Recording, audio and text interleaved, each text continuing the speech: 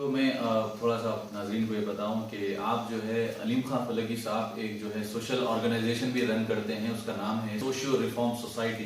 तो मैं इसके बारे में भी जानना चाहूँगा, लोगों को बताना चाहूँगा कि जो है इसमें आप एक तो एंटी डोरी कैंपेन आप कर रहे हैं, तो इसको छोड़ के और कोई दूसरे इश्यूज पे आप काम कर रहे हैं राइट नाउ?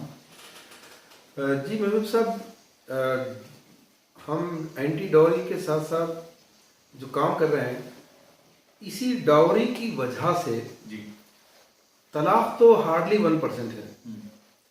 और ये खुला झगड़े, खुदकुशी वगैरह, ये सारे अगर आप देखेंगे तो इसका रेशो 1% आता है। जी शादी के बाद 50 to 60% खानदान स्ट्रेन रिलेशंस या कशीदा ताल्लुकात का शिकार है इसी डावरी की वजह से। जी तो हम काउंसलिंग करते जी। हैं, हम कोशिश ये करते हैं जी कि उन तक जाके उनके झगड़ों को सुने। दरअसल दोनों फरीक उनके पास एक दूसरे के खिलाफ कहने के लिए बहुत कुछ होता है जी। एक बार वो दिल भर के कह दें तो उनका आधा गुस्सा खत्म हो जाता है जी बाकी आधा गुस्सा सीरीज ऑफ मीटिंग्स के बाद खत्म होता है। जी हम एक काउंसलिंग कर रहे हैं, मर्दों को सिखा रहे हैं मर्द कैसे बनो। जी हमारी सोसाइटी की साइक वही ब्राह्मणाना जहन की आ रही है कि बहू को नौकरानी समझते हैं, जी बहू को गुलाम समझते हैं, बहू को जानवर समझते हैं। जी वो आए तो अपने साथ पलंग लाए, बिस्तर लाए, पैसा लाए, सब कुछ लेकर आए, जी। सास ससुर की खिदमत करे, जेठों की, ननदों की, सबकी खिदमत करे। जी हमारे पास तरबियत नाम की चीज नहीं है। जी बेटी को ये तरबियत नहीं दी जा रही है आज जी कि अच्छी बहू बन के बताए। जी बेटे को ये तरबियत बिल्कुल नहीं है कि अच्छा दामाद बन के बताए। जी बेटों को औरतों के हुकूक नहीं समझाए जाते, जी औरतों को शौहर के हुकूक नहीं समझाए जाते। जी उसके नतीजे में जहेज आके कंपनसेट कर देता है जी और पैसा खर्च करके 500 आदमियों का खाना खिला के जी एक 10 लाख 12 लाख खर्च करके दामाद तो खरीद लेते हैं। जी लेकिन शादी के बाद पता चलता है जी कि लड़की का आइडियल कुछ और है, लड़के का आइडियल कुछ और है। जी वहां से प्रॉब्लम शुरू होती है।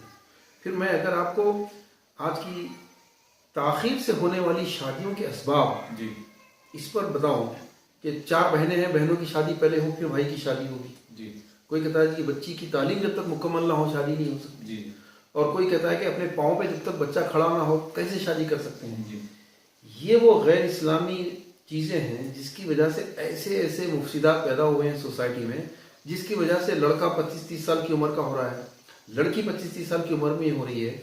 इसके साइंटिफिक जो प्रॉब्लम्स हैं वो जो 16-17 साल की उम्र में बालिग होने के बाद जो बुलूगियत का दौर रहता है, जो चेहरे पे निखार, खूबसूरती, जज्बात में जो नयापन रहता है, उस दौर में शादी हो जाए तो उस शादी में और एक 10 साल के बाद होने वाली शादी के असरात में ज़मीन आसमान का फ़र्क होता है। तो वो लोग नहीं समझ पा रहे हैं, तो हम इसकी काउंसलिंग कर रहे हैं, मर्दों को समझा रहे हैं, औरतों को समझा रहे हैं। और अल्हम्दुलिल्लाह हमारी किताबें, वीडियोज़, ऑडियोज़, और आपको जानकर खुशी होगी कि हम ये मसाइल पर हमने किताबें बहुत लिखी, पम्फलेट हज़ारों लाखों बांटे, तेलुगु, हिंदी, उर्दू, बंगाली, कई ज़बानों में तर्जुमे किए। लेकिन जब से हमने शॉर्ट फिल्म्स बनाने का तजुर्बा किया, अल्हम्दुलिल्लाह ये मिलियंस में चले गए हैं।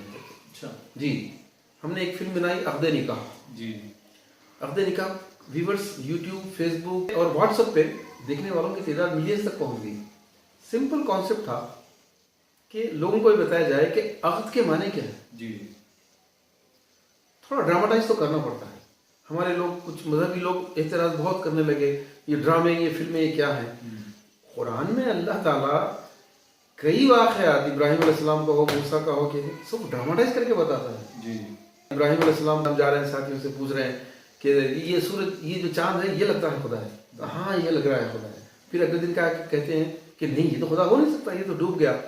मुख्तसर ये कि जब ड्रामाटाइज करके हमने बताया जी अक़्द क्या है, तो लोगों के समझ में आया। अच्छा, बेहतर समझ आया जी, कि अरे हमको तो मालूम ही नहीं था अक़्द ये है। जी मैं नाजरीन को, आपके नाजरीन संजीदा नाजरीन लग रहे हैं, जी मैं एक सवाल आपके सामने रखता हूँ, आप फिल्म देखिए ज़रूर। जी हज़ारों ने अक़्द किया है, जी काजी साहब ने पढ़ाया है, आपने पढ़ लिया, जी हमको पता ही नहीं क्या पढ़ा गया। जी अक़्द के माने हैं एग्रीमेंट, जी माहिदा। जी और एग्रीमेंट कहते हैं दो पार्टियों के दरमियान तय होने वाले डिफरेंट नुकात को, जी कि आप ये देंगे, ये देंगे, ये देंगे, हम ये देंगे, ये देंगे।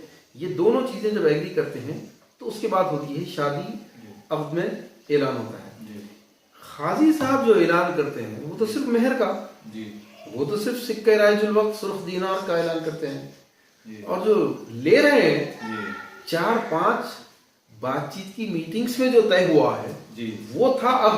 जी खालिद साहब कहते हैं ये जायज नहीं जी। है ऐलान करना। जब जायज नहीं है तो निकाह कैसे हो रहा है? जी क्यों जायज नहीं है? आपके पास एक मसलक मकतब फिक्र ऐसा है जो कहता है बिल्कुल जायज है। जी लड़कियों के बाप सूद पे पैसा ला रहे हैं, मजबूर हो गए हैं, लेकिन वो कहते हैं जायज है। जी जहेज तो 1.5-2 लाख का होता है सिटीज के अंदर, जी हैदराबाद, लखनऊ, बॉम्बे जैसे सिटीज में। लेकिन ये जो खाने की मुसीबत है, ये खाने की मुसीबत में 10 लाख रुपए निकल जाते हैं। भाइयों का फ्यूचर तबाह होता है इससे, जी बाकी बहनों की शादियां मुश्किल हो जाती हैं। जी लेकिन कुछ लोग कहते हैं जी जायज है, रसूलुल्लाह सल्लल्लाहु अलैहि वसल्लम ने खाना खिलाया, जी मेजबानी करना सुन्नत है, किसी को खाना खिलाना सुन्नत है। जी अल्लाह के बंदो, हमारी शरीयत में, सीरत सहाबा में, सीरत रसूल सल्लल्लाहु अलैहि वसल्लम के अंदर ऐसे कितने वाक़यात हमने हमारी किताब में पेश कर दिए हैं जी कि दावत कबूल करना जहाँ सुन्नत है वहाँ पर गैर शरई दावतों का बाइकआउट करना जिहाद है। सहाबा में वो सहाबा हैं जो जाकर दावत में गए, जाके देखा कि वहां पर गैर शरई चीजें हैं तो थप्पड़ रसीद करके आए। ये सुन्नत है। जी तो हम काउंसलिंग कर रहे हैं। काउंसलिंग भी, आप फैमिली की काउंसलिंग कर रहे हैं, माशाल्लाह बहुत अच्छी बात है।